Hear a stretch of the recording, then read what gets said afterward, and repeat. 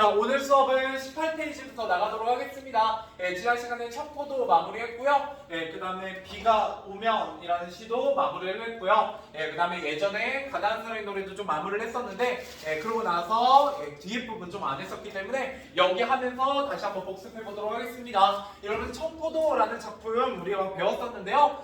청포도에서는 여러분들이 뭘 좀 기억하셔야 되느냐라고 할 때 어떤 작품에 대한 해석, 작품 해석의 근거, 네 가지 이거에 대해서 공부를 했었어요. 그래서 작품 자체로 해석하는 거, 작가 중심으로 해석하는 거, 그 다음에 시대를 반영해서 해석하는 거, 그 다음에 독자 중심으로 해석하는 거, 이런 거에 대한 얘기를 했었고요. 그랬을 때 이 청포도가 크게 주제를 몇 가지 가지고 있다. 세 가지 가지고 있다, 이런 얘기를 했었습니다. 첫 번째는 평화롭고 풍요로운 고향을 혹은 과거를 회복하고자 하는 소망, 이런 얘기를 하게 됩니다. 이게 바로 뭐였어요? 작품 자체적으로 해석하는 것이었어요. 그래서 평화, 풍요 이런 거는 푸른색 혹은 청포도가 의미하는 것이었고요. 그 다음에 고향은 내가 기다리는 것, 손님 이런 것들과 관련되어 있는 거고, 그런 걸 뭐하길 바란다? 회복하기를 바라는 그런 시절을 시절이라고 해도 되고요. 그런 시절을 회복하기를 바라는 소망이라고 해석하는 게 첫 번째 주제였고, 기억나세요? 조금은 기억나셔야 돼요. 그다음에 두 번째 뭐가 있었다? 조국의 광복 혹은 독립에 대한 영원 이런 거, 이렇게 해석하게 되면 우리가 시대나 작가 중심으로 해석하게 된다, 이런 얘기를 했었고요. 그 다음에 세 번째 뭐에 대한 얘기 했어요? 마지막 해석은 기다림의 자세. 그죠? 나는 이 작품을 읽고 기다림의 자세에 대해서 생각해보게 되었어. 이렇게 얘기하면서 우리가 이거는 어떻게 했다? 독자 중심 관점이다. 이런 얘기를 했었습니다. 그래서 물론 그 외에도 여러분들이 생체 대비라든지 그 다음에 각 시어의 의미라든지 이런 것들을 다양하게 알고 계셔야 되지만 그런 거 다 까먹으신다면 뭐만큼은 좀 기억하자? 청포도만큼은 좀 기억해두자.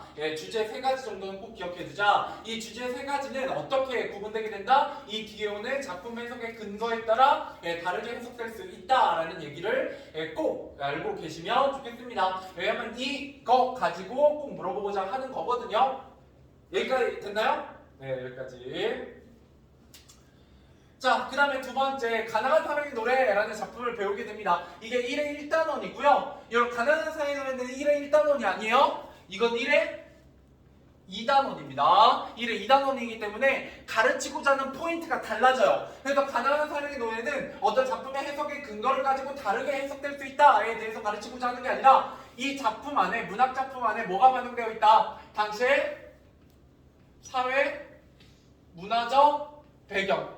그러니까 여러분 좀 더 쉬운 말로 바꾸면 어떤 시대 상황이 반영되어 있다라고 가르치고자 하는 겁니다. 그러니까 가난한 사람의 노래를 가르치고자 할 때는 이 작품에서 우리가 뭘 읽어낼 수 있어야 된다. 고향을 떠나 도시 노동자로 힘겹게 살아가는 가난한 젊은이의 삶이에요. 결국 가난이 주제인데 이 가난은 무엇 때문에 일어나고 있는 것이다. 무슨 시대?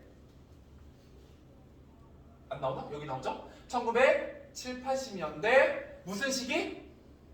안 나오네? 산업화 라는 키워드로 이 작품을 해석해야 된다라고 가르치게 됩니다.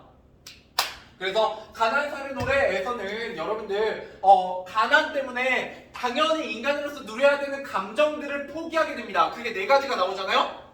첫 번째 외로움, 두 번째 두려움, 세 번째 그리움, 네 번째 사랑.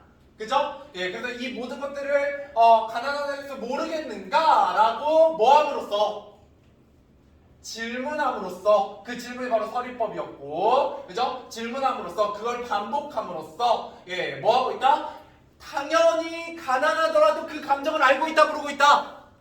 알고 있다라고 강조하고 싶은 거죠. 알고 있다. 그럼에도 불구하고 이 산업화 시기에는 도시로 온 이 젊은이가 어떻게 살고 있다?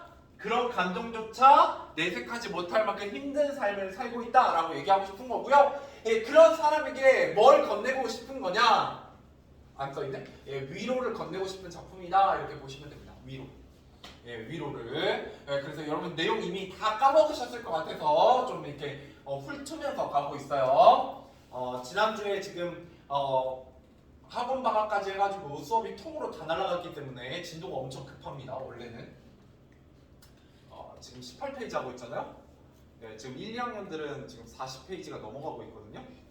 예, 그리고 1단원, 대단원이 거의 마무리되고 있어요. 예, 근데 우리는 이제 소설을 읽어야 되잖아요. 예, 뭐 어떻게 되겠죠? 여러분이 잘 따라오시면 예, 진도도 최대한 빨리 뽑아볼게요. 자, 그 다음 두 번째 도치법 있습니다. 도치법 어디 있냐? 마지막에 있었죠? 작품 마지막에. 예, 여기 세 줄. 이 얘기도 지난 시간에 드린 적이 있어요. 이거 가난상의 노래 할 때. 이 모든 것들을 버려야 한다는 것을 목적어. 예, 가난은 왜 모르겠는가? 예, 서술어. 예, 그 다음 목적어 다음에 서술어가 와야 되는데 서술어 다음에 목적어가 왔기 때문에 이런 걸 우리가 도치법이라고 하고요. 여기서 역시 강조하고 싶은 것은 앞으로 뺀 얘기죠. 예, 그래서 이 서리법을 강조하기 위해서 도치법이 쓰이고 있다. 이렇게 보시면 되겠습니다. 자, 그 다음에 중요한 거, 예, 시각, 청각, 촉각이라는 다양한 감각이 나오게 됩니다. 예, 그래서 시각적인 신상이라고 하면 크게 뭐가 나오냐면 눈 쌓인 골목길, 새파란 달빛 이런 것들이 나왔어요. 예, 눈 쌓인 골목길과 새파란 달빛이라는 시각적 신상을 통해서 드러내고자 하는 것은 어떤 상황이에요? 이 젊은이가 어떤 상황에 처해 있어요? 기억나나? 사랑하는 사람이 나를 그렇죠. 떠났다. 이별의 상황을 강조해요. 그래서 시각적 침상은 이별의 어떤 슬픔, 이별의 안타까움 이런 걸 좀 강조하는 부분이 있습니다. 알겠죠? 예, 외로움, 이별 뭐 이런 거랑 관련이 있다 이렇게 보시면 되겠고요. 예. 그 다음에 청각적 심상이라고 되어 있죠. 예, 청각적 심상 같은 경우는 소리예요. 여기서 소리는 크게 여러분들 메밀묵 사련 소리 빼고 나머지 좀 떠올려 보시면 좋아요. 첫 번째 방범대원의 호각 소리, 두 점 치는 소리, 그 다음에 육중한 기계 굴러가는 소리. 그죠? 예, 이것들은 어떤 감정과 관련이 있어요? 그것들을 이 화자는, 이 젊은이는 어떻게 생각한다? 네 가지 인간적인 감정 중에 외로움, 두려움, 그리움, 사랑 중에 뭐예요? 육중한 기계 굴러가는 소리가 뭘 의미해? 산업화를 의미해요? 여기서 산업화는 긍정적인 의미예요? 부정적인 의미예요? 부정적인 의미로서 노동자를 괴롭히는 의미예요? 예, 그래서 청각적 신상은 두려움을 의미하기도 하고요.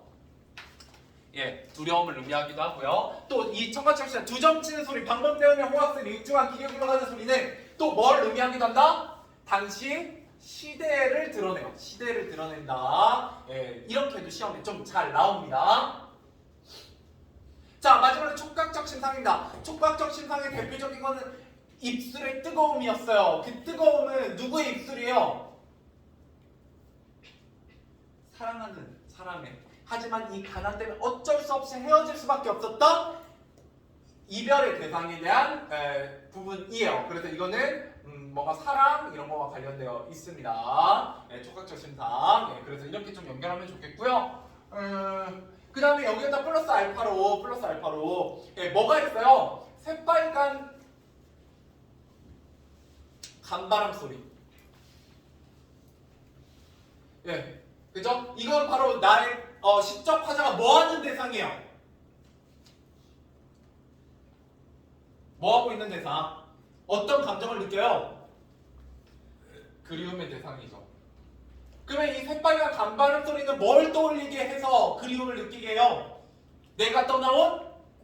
그렇죠, 고향입니다. 고향. 알겠죠? 자, 그리고 또 그리움. 뭘 그리워해요? 여기까지가 새빨간 간바람 소리가 이제 고향을 떠올리게 해서 그리움을 의미하는 시어라면 또 누굴 그리워해요? 어머니. 너네 내용 다 까먹었구나? 네. 그죠? 괜찮아요? 나중에 학교에서 또 배우실 거잖아요? 전 잘 외우고 있어요. 그죠? 예, 저는 19까지 다 외우고 있어요. 예. 근데 그 얘기는 무슨 얘기냐면 시험 포인트가 굉장히 명확하고요. 어렵지 않아요. 예, 어렵지 않은 시기니까 이 정도만 좀 기억하시면 좋겠습니다. 자, 아무튼 그래서 제가 말씀드리고자 하는 키워드는 다 얘기해드렸어요. 자, 그러면 다 까먹더라도 뭐는 좀 기억하시면 좋겠느냐? 예, 가난사회 노래에서는 여기에 반영되어 있는 사회문화적 배경, 즉 산업화라는 키워드가 중요하다. 진짜 다 빼고 딱 하나만 기억하자면. 그 다음에 청포도는 뭐였다? 예, 작품 해석의 근거 4가지로 4가지에 의해서 다른 주제로 해석된다는 거 하나만 좀 기억하시면 좋겠다. 자, 여기서 이제 조금 더 나아가면 청포도에서는 색채의 대비, 그리고 시어의 의미, 뭐 이 정도 좀 기억하시면 좋고, 그 다음에 가난한 사람의 노래에서는 여러 가지 표현법과 감각들 관련 지어서 공부해 두시면 됩니다. 여기까지만 아시면 국어 점수 무난하게 70점까지 나오는 내용이요. 알겠죠? 이렇게 보시면 되겠습니다. 자, 넘어가 보죠.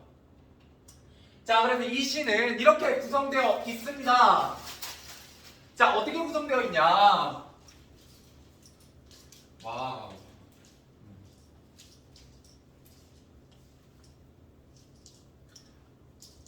이러고 나면 언제 진도는 나가냐? 자, 그래서 시제짜임에 보면 외로움, 두려움, 그리움, 그죠? 이거는 뭐예요? 전체적으로 사랑 뭐 해가지고 이렇게 나와 있잖아요. 그러니까 이 작품은 크게 4가지 감정을 중심으로 4단계로 나눠져 있다라고 생각하시면 된다고요. 그래서 너와 헤어져 돌아오는 길에 외로움에 나오는 게 바로 새파란 달빛, 그죠? 눈 쌓인 골목길, 그래서 헤어짐에 대한 얘기고요. 두 번째 두려움에서 뭐가 나온다고요? 소리가 나온다고요. 그죠? 2점 치는 소리, 방문대 호박 소리, 육정한 기계 굴러가는 소리를 통해서 산업화라는 게 얼마나 이 젊은이에게 두려움을 주는가에 대한 얘기를 하고 있고요. 세 번째 고향을 향한 그리움에서는 2가지에 대한 그리움이라고요. 하나는 어머니이고요. 하나는 고향입니다. 근데 그 고향을 떠올리게 하는 시어가 바로 뭐다? 새빨간 간바람 소리였다라고 얘기하게 되는 거고요. 그 다음에 사랑하면서 헤어질 수밖에 없는 아픔을 뭘 통해서 되게 잘 드러낸다? 촉각적 신상, 네 입술의 뜨거움, 뭐 이런 표현을 통해서 얼마나 사랑했는지, 그게 얼마나 뜨거웠는지, 아팠는지 뭐 이런 것들을 드러내고 있다 이렇게 보시면 됩니다. 그러면서도 마지막에 가난 때문에 이 모든 것을 버려야 되는 서러움을 강조하기 위해서 크게 뭐를 통해서 서림법과 도치법을 통해서 그죠? 쭉 이렇게 전개해서 이 서러움을 폭발시키고 있다 이렇게 보시면 되겠습니다. 넘어가 보도록 하죠. 똑같은 얘기 2번 한 거니까. 자, 그 다음에 이 시에 들어가는 말하기의 상황과 정석입니다. 자, 말하기는 나예요. 고향을 떠나 도시로 온 젊은이라는 시대적 상황을 반영한 화자의 설정이 꽤나 중요한 내용입니다. 사는 곳은 당연히 공장이 있는 도시 변두리고요. 상황 고향에 가신 누구를 그리워한다고요? 어머니입니다. 자, 그 다음 사랑하는 사람과 이별했고요. 그죠? 말하기의 정석은 외로움, 그리움, 사랑이라는 감정 외에도 뭐를 느끼고 있다? 두려움을 느끼고 있습니다. 자, 그 두려움은 뭐를 통해서 드러낸다? 이 3가지 소리를 통해서 드러내고요. 이 3가지 소리들을 뭘 의미하기도 한다? 이 작품의 가장 중요한 키워드 중에 하나인 사회문화적 배경 시대를 드러내는 시어들, 식구들이기도 합니다. 자, 그래서 결국 뭐라고 얘기할 수 있냐? 이 작품은 1970, 80년대 산업화에 대한 얘기다 라고 볼 수 있습니다. 그런데 이 시를 통해서 결국 뭘 얘기하고자 하냐? 절망을 얘기하고자 하는 것이 아니라 그 당시 젊은이들에 대한 뭐를 하고자 한다? 위로.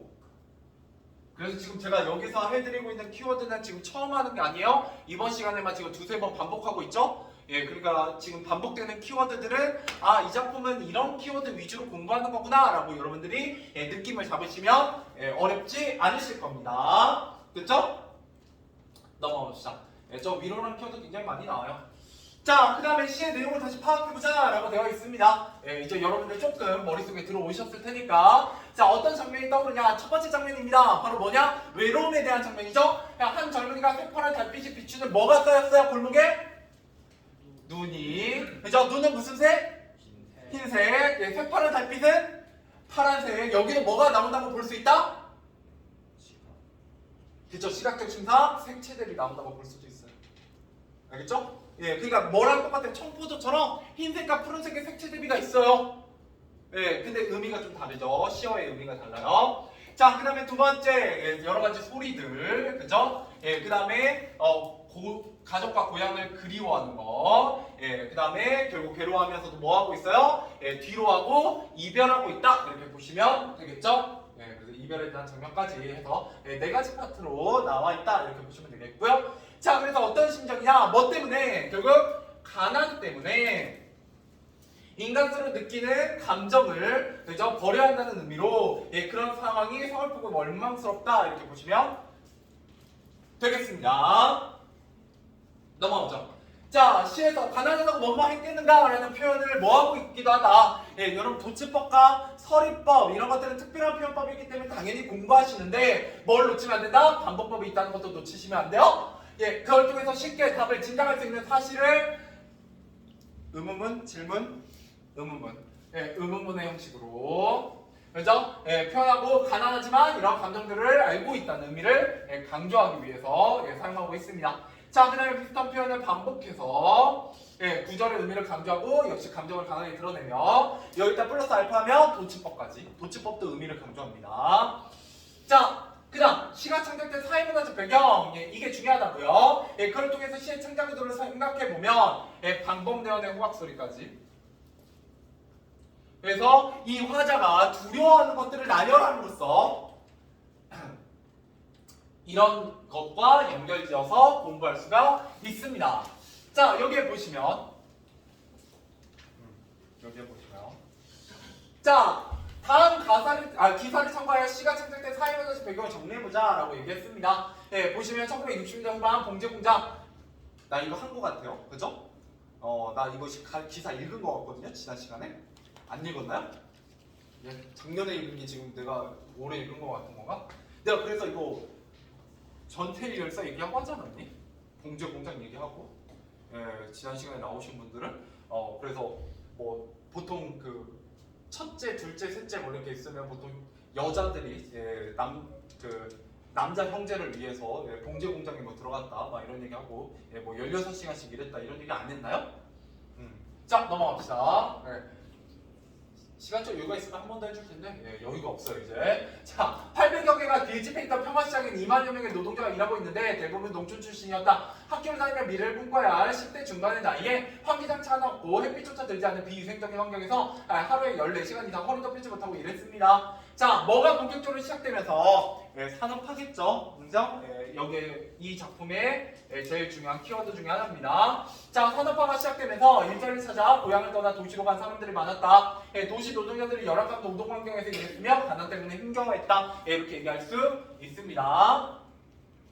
자, 그 다음에 제목에 나타난 이웃의 한 젊은이는 당시 도시 노동자겠죠? 젊은 도시 노동자입니다. 고향을 떠나 돈을 벌러 온 하지만 계속해서 가난한입니다. 자, 그래서 창작 의도는 그 당시에 고달픈 삶의 모습을 보여주고 싶은 거고요. 그런 젊은이들을 뭐 하기 위함이라고요?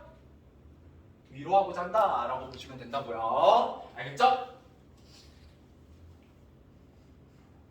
자, 그 다음 됐어요. 뭐 이거는 크게 필요 없을 것 같고요. 자, 문제 한번 풀어보죠. 1번부터 6번까지인데 같이 할게요. 오늘은 시간이 조금 빡빡해서 가장 서로에는 기억 속에 들 것도 좀 들어가야 되거든. 자, 1번 보도록 하죠. 대신 좀 천천히 할게요. 자, 이 시에 드러난 말하기에 정서는 적절하지 않은 것입니다. 자, 여기에 나와 있는 네 가지 인간적인 감정, 가난 때문에 포기해야만 했던 그 감정들을 보시면 돼요. 설렘, 절망감, 그리움, 서글픔, 원망. 자, 이 작품의 전체적인 분위기와 거리가 먼 것은 몇 번이에요? 설렘. 설렘입니다. 여기 왜냐면 서글프고 원망스러울 것이다 라고 되어 있어서 설렘은 아니죠. 정답은 1번입니다. 여기에 설렐 게 없어요. 그죠? 빛이 반사돼서. 자, 2번. 기억을 통해 알 수 있는 말하기에 처한 상황으로 가장 적절한 것은 어떤 상황에 처해 있다? 매우 가난해요. 그죠? 그래서 인간으로서 느껴야 할 당연한 감정들도 뭐하고 있다? 버리고 있다. 정답은 4번. 넘어가 보도록 합시다. 자, 3번입니다. 이 시에서 가난을 뭐뭐 하겠는가? 라는 말을 반복하는 건 그 위에서 인간으로서 느끼는 감정들을 버려야 되는 이 상황을 뭐하기 위함이다? 반복을 통해서. 강조. 그렇죠. 강조예요, 강조. 그래서 강조. 그죠? 강조.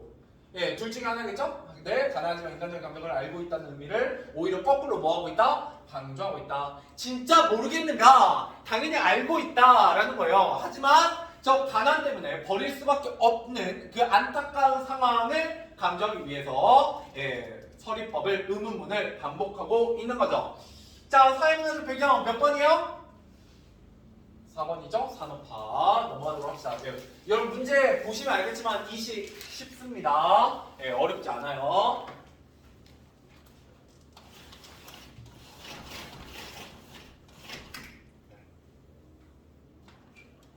햇빛이 잘 드네. 자, 그 다음 넘어가 보도록 하겠습니다. 자, 5번입니다. 이 시에 반영된 사회문화적 상황으로 적절한 거. 자, 여러분들 여기에서는 1회 2단에서 계속해서 문학작품 속에서 뭐를 찾아내는 것이 중요하다. 사회문화적 상황을 찾아내는 것이 중요하다. 이렇게 볼 수 있다는 거예요. 자, 그러면 어떻다는 거죠? 도시 노동자들이 뭐 때문에? 가난 때문에 어떻게 살았다? 어렵게 살았다 라는 얘기를 이 작품을 통해서 하고자 하는 거죠. 그 당시의 삶을 잘 문학작품을 통해서 전달하고자 하는 겁니다. 보여주기 위함이에요. 자, 그 다음에 6번 가보도록 하죠. 자, 이 시를 창작한 의도입니다. 자, 그럼에도 불구하고 그 당시에 젊은이들에게 뭐 하기 위함이다?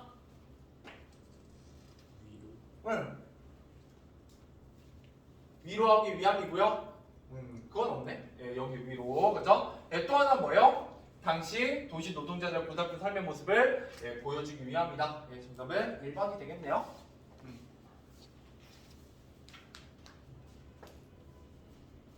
넘어가 보겠습니다.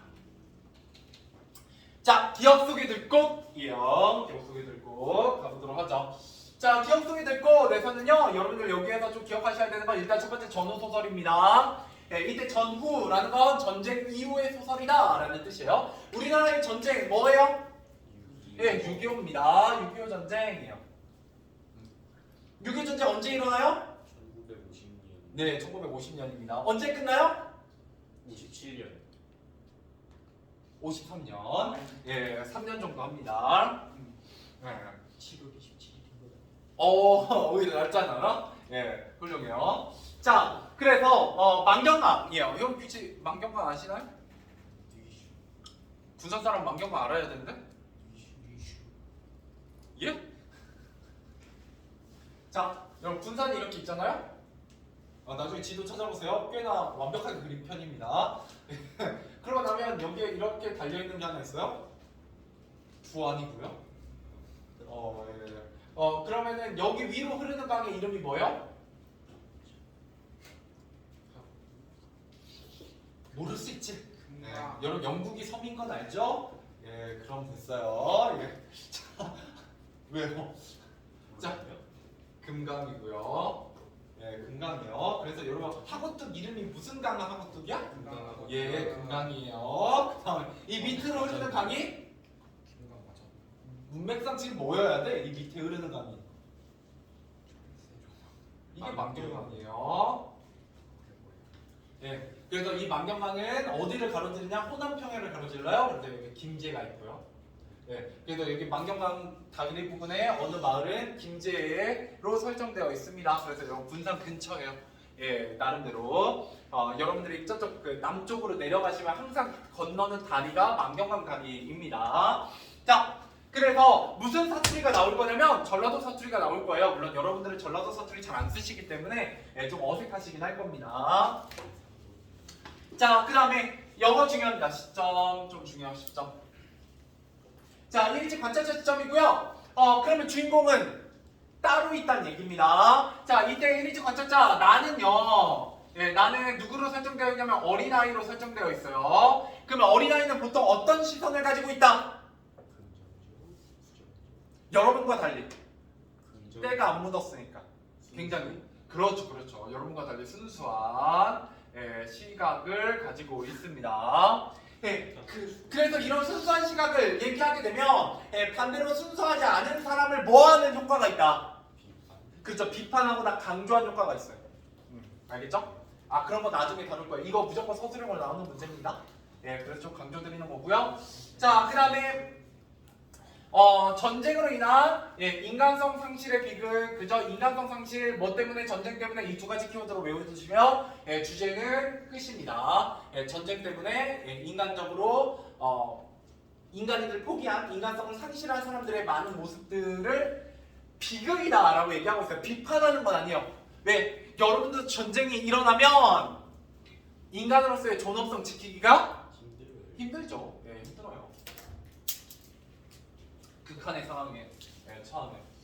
그래서 뭐 전쟁까지는 아니어도 이런 거 관련해서 굉장히 유명했던 사건이 있어요. 어떤 비행기가 알프스 산에 박아요. 근데 사람들이 꽤 많이 삽니다.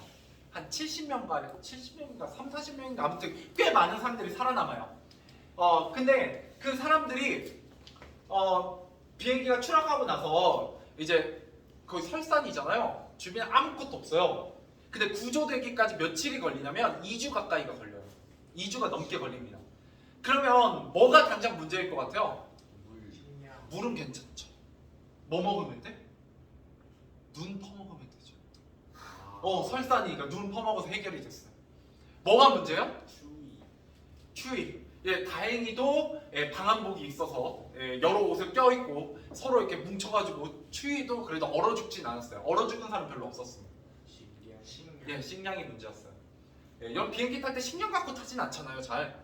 식량은 거의 없거든요. 근데 시간이 지나면 지날수록 어떻게 되냐면 식량이 없으니까 사람들 고민을 합니다. 비행기 안에 식량이 있었거든요. 뭐가? 네. 사람 죽은 시체가 있었어요. 이제 그걸 먹을 건가 말 건가를 엄청나게 고민합니다. 결국 먹어요. 그리고 많은 사람들이 살아남거든요. 근데 이제 그러고 나서 전 세계적으로 굉장히 화제가 돼요. 과연 옳은가? 인간의 존엄성을 포기한 게 아닌가? 막 이런 거에 대해서 막 얘기하게 됩니다. 여러분이라면 안 먹고 굶어 죽을 건가요? 이런 사람이요. 자살하는 여러 가지 방법 중에 유일하게 자신의 의지로 할 수 있는 자살 방법이 뭐냐면 아사예요. 굶어 죽는 건 자기의 의지로 된대요. 뭐는 절대 안 되는지 아세요? 익사? 아니요, 익사는 이제 그치, 익사도 내가 수영을 할 줄 알면 익사가 안 되긴 하는데 뭐가 절대 안 되냐면 자, 잘 잡아보세요, 저를. 자, 이제 그러면 여러분 숨 쉬는 게 약간 수동으로 이제 바뀌고 있죠? 그죠? 이제 신경이 막 쓰이죠? 그래서 지금 수동으로 바뀌었잖아요? 자동에서? 그래서 이제 그 얘기하면 수동으로 바뀌어요. 자, 그런데 여러분들 그래서 숨을 참는 걸로 자살은 안 된대요, 절대. 여러분 일부러 숨 참아갖고 죽으려고 하는 거는 불가능하다고 합니다. 자동이어서. 자동이어서. 자, 아무튼 그래서 전쟁 때문에 점점 인간성을 상실해가는 여러 가지 사람들의 모습을 보여주게 되고요. 특징은 과거 회상입니다. 그러면 이거 무슨 구성이라고 봐야 돼요? 시간이 거꾸로 가는 일대기는 태어나서부터 죽을 때까지 순서대로 순행적 구성이고요. 거꾸로. 역순행. 그렇죠. 이게 역순행적 구성이라고 볼 수 있어요.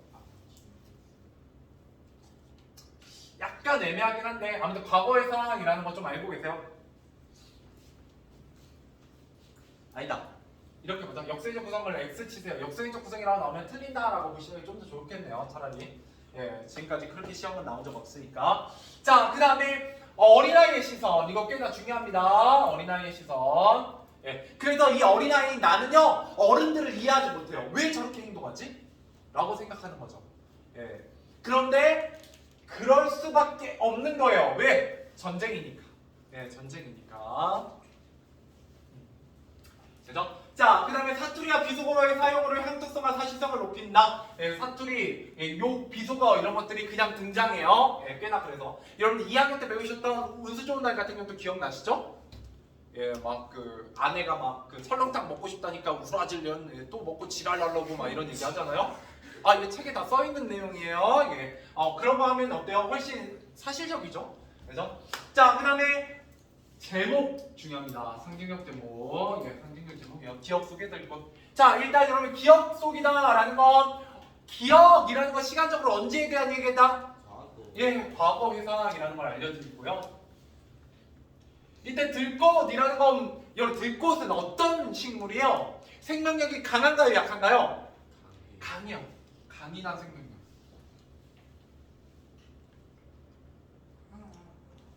그런데 인간적으로 존중받아요, 못 받아요?